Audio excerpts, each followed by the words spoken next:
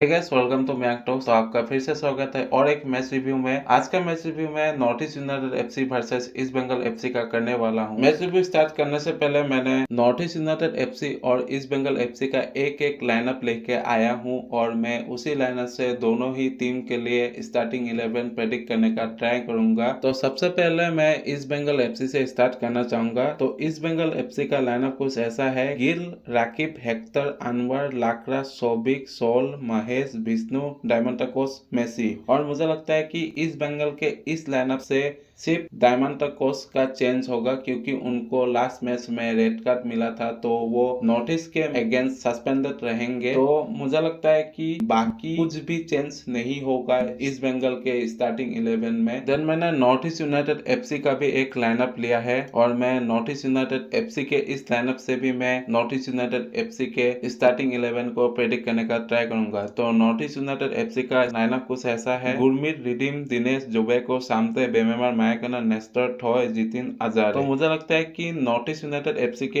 इस लाइनअप से नेस्टर के जगह में गियर्मो को लाया जा सकता है। देखो, मुझे लगता है कि गियर्मो का मैच फिटनेस ज्यादा है नहीं, तो मुझे लगता है कि नॉर्थ east United FC knockout matches को खेलने जा रही है इस बंगाल के अगेंस्ट खेलने के बाद। तो मुझे लगता है कि गियर्मो भी इंपॉर्टेंट हिस्सा है नॉर्थ ईस्ट यूनाइटेड एफसी के लिए। तो जुआन पेड्रो बेनाली चाहेंगे कि गियर्मो अपना प्राइम में वापसी कर जाए, क्योंकि इंजरी के बाद किसी भी प्लेयर के लिए कमबैक करना इतना ज्यादा आसान होता नहीं है। तो इसीलिए जुआन पेड्रो बेनाली चाहेंगे कि गियर्मो भी अपना फॉर्म वापसी कर जाए। तो अभी मैं नॉर्थ ईस्ट यूनाइटेड एफसी और ईस्ट बंगाल एफसी का थोड़ा बहुत रिव्यू करूंगा। तो सबसे पहले मैं ईस्ट बंगाल एफसी से स्टार्ट करना चाहूंगा। तो East Bengal North east United FC के होम ग्राउंड में खेलने आ रही है, मेघालय शिलोंग में। और मुझे लगता है कि ईस्ट बंगाल के पास मौका है नॉर्थ ईस्ट यूनाइटेड एफसी को फिर से हराने का, क्योंकि रिवर्स पिक्चर में ईस्ट बंगाल ने नॉर्थ ईस्ट यूनाइटेड एफसी को हराया था और इस बार भी लग रहा है कि ईस्ट बंगाल एफसी शायद हरा देगी नॉर्थ ईस्ट यूनाइटेड एफसी को। देखो, इसका एक रीजन है, क्योंकि नॉर्थ ईस्ट यूनाइटेड एफसी अपने होम क्राउड के आगे अच्छा खेल नहीं पाई है और नॉर्थ ईस्ट यूनाइटेड एफसी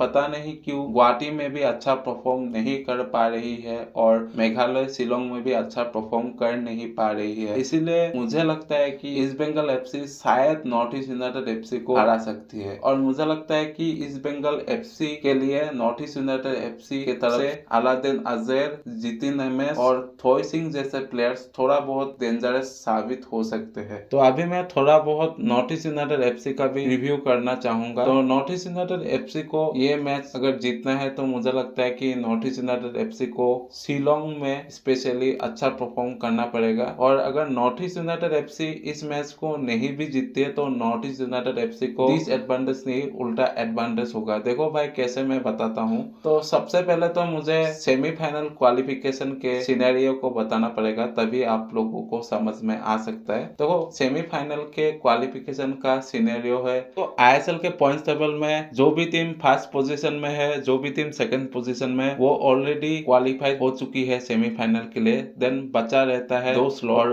उस 2 स्लॉट में भी एक सिनेरियो बनाया गया है और उसी सिनेरियो के हिसाब से मैं बात करना चाहूंगा। तो सिनेरियो ये है, पहला सिनेरियो में बोलना चाहूंगा। तो पहला सिनेरियो है, थर्ड पोजीशन में जो भी टीम रहेगी वो टीम 6 पोजीशन वाली टीम से खेलेगी। मतलब अभी अगर आप देखने जाओगे तो आईएसएल के पॉइंट्स टेबल में थर्ड पोजीशन में है बेंगलुरु एफसी। देन अगर 6 पोजीशन में अगर देखने जाओगे तो है मुंबई सिटी एफसी। तो अगर यही चलता रहा पॉइंट्स टेबल में आईएसएल के, तो मुझे लगता है कि बेंगलुरु एफसी खेलेगी मुंबई सिटी एफसी के अगेंस्ट, अगर कुछ चेंज नहीं होता है। As a North east United FC fans मैं चाहूंगा कि नॉर्थ ईस्ट यूनाइटेड एफसी जमशेदपुर एफसी के अगेंस्ट खेले, क्योंकि नॉर्थ ईस्ट यूनाइटेड एफसी ने जब भी जमशेदपुर एफसी के अगेंस्ट खेला है डोमिनेट करके खेला है। और मुझे लगता है कि नॉर्थ ईस्ट यूनाइटेड एफसी अगर बेंगलुरु एफसी और मुंबई सिटी एफसी जैसे ओपोनेंट के अगेंस्ट अगर सेमीफाइनल के क्वालिफिकेशन के लिए खेलते हैं तो मुझे लगता है कि नॉर्थ ईस्ट यूनाइटेड एफसी के लिए इतना ज्यादा आसान नहीं होगा। मैं ये नहीं कहने जा रहा हूँ कि जमशेदपुर के अगेंस्ट आसान होगा, लेकिन मुझे लगता है कि अगर मैं कंपेयर करूँ बेंगलुरु एफसी और मुंबई सिटी एफसी से तो उससे तो